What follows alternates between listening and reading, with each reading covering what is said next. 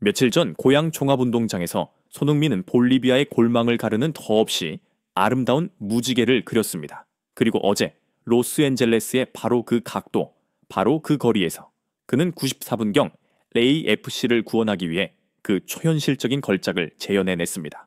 팬들은 그곳을 손존이라 부릅니다. 해설자들은 그것을 천재성이라 칭합니다. 하지만 오늘 저는 그것을 다른 이름으로 부르고자 합니다. 바로 지옥의 고행이라고 말입니다. 우리는 흔히 골망이 흔들릴 때 비치는 화려한 후광만을 바라봅니다. 하지만 그 한 번의 발길질 뒤에 숨겨진 퉁퉁 부어오른 발가락, 뼛속까지 시린 식은땀, 그리고 극한에 달하는 고독을 본 사람이 있습니까? 구단 훈련장의 익명의 목격자가 우리에게 털어놓는 이야기는 듣는 이로 하여금 전율을 느끼게 하고 끝내 눈물 짓게 만들 것입니다. 새벽 2시의 유령, 그리고 안개 속의 기이한 소음.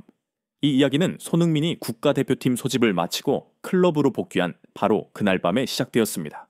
호화로운 아파트에서 휴식을 취하거나 다른 스타들처럼 복귀 축하 파티를 즐기는 대신 손흥민은 증발하듯 사라졌습니다. 훈련장 단지에서 오랫동안 근무해온 멕시코 출신의 청소부 마리아 씨 가명는 감동으로 여전히 떨리는 목소리로 그날 밤을 회상했습니다. 그날 밤은 안개가 아주 짙게 깔려 있었습니다.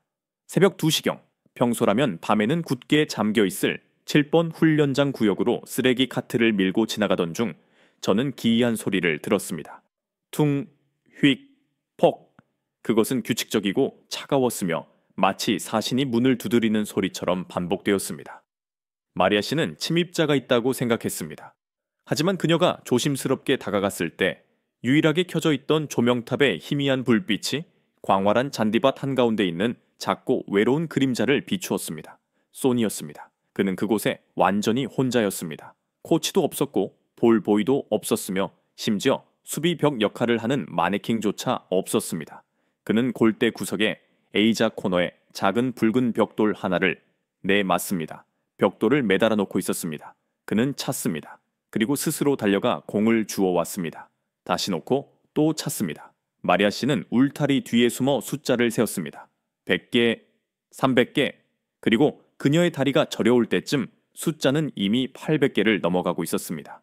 그의 셔츠는 마치 물속에서 방금 건져 올린 것처럼 땀으로 흠뻑 젖어 있었고 거친 숨을 내쉴 때마다 차가운 밤 공기, 속으로 하얀 입김이 뿜어져 나왔습니다.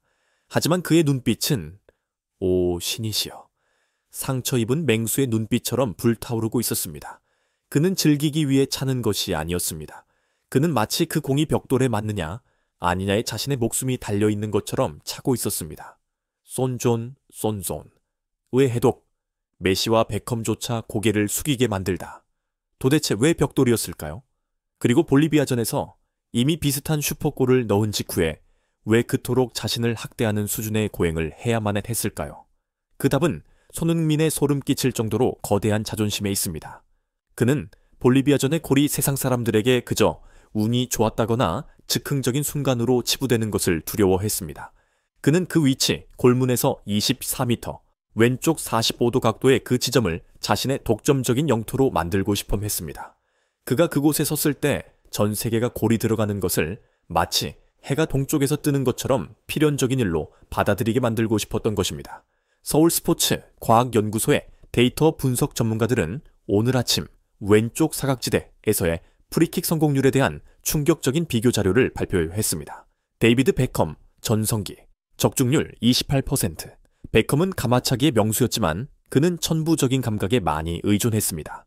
리오넬 메시, 이 각도에서의 득점률 약 22%. 메시는 천재이며 산책하듯 축구를 합니다. 손흥민, 2025년, 적중률 39.5%. 39.5%라는 숫자는 현대 축구에서 비논리적인 수치입니다. 이것은 일부 아마추어 선수들의 페널티킥 성공률보다도 높은 수치입니다. 이것은 손흥민이 더 이상 재능으로만 차는 것이 아님을 증명합니다. 그는 자신의 근육을 완전히 재설계한 것입니다. 그날 밤 1000번의 슈팅은 좌표를 자신의 근육 하나하나, 인대 하나하나에 새겨 넣기 위함이었습니다. 그는 자신의 오른발을 레이저로 조준된 저격 소총으로 변모시켰습니다. 손존에서는 마찰과 중력에 관한 모든 물리학 법칙이 그의 강철 같은 의지에 따라 왜곡됩니다. 다시 LAFC의 경기로 돌아가 봅시다. 시계가 94분을 가리킬 때 LAFC는 패배의 위기 속에서 절망하고 있었습니다. 심판이 파울을 선언하고 공을 놓는 위치가 전날 밤 훈련했던 벽돌의 위치와 완벽하게 일치했을 때 손흥민은 미소를 지었습니다. 밴쿠버의 골키퍼 타카오카는 수비벽을 지휘하며 소리쳤습니다. 그는 자신에게 기회가 있다고 생각했습니다. 하지만 그는 몰랐습니다. 자신이 상대하고 있는 것은 90분을 뛰어지친 손흥민이 아니라는 것을 말입니다. 그는 지금 새벽 2시의 유령과 마주하고 있었던 것입니다. 손흥민이 도움닫기를 했습니다. 한 걸음, 두 걸음, 그리고 임팩트. 공은 미국 해설자들이 신의 궤적이라 부르는 곡선을 그렸습니다. 공은 수비 벽을 넘더니 급격하게 떨어지며 손흥민의 마음속에 있는 붉은 벽돌의 위치에 정확히 꽂혔습니다. 골. 여기에는 그 어떤 요행도 없었습니다. 그것은 잠을 포기하고 건강을 담보로 하여 완벽함과 맞바꾼 결과였습니다. 메시가 이 골을 본다면 아마 그 또한 모자를 벗고 경의를 표해야 할 것입니다.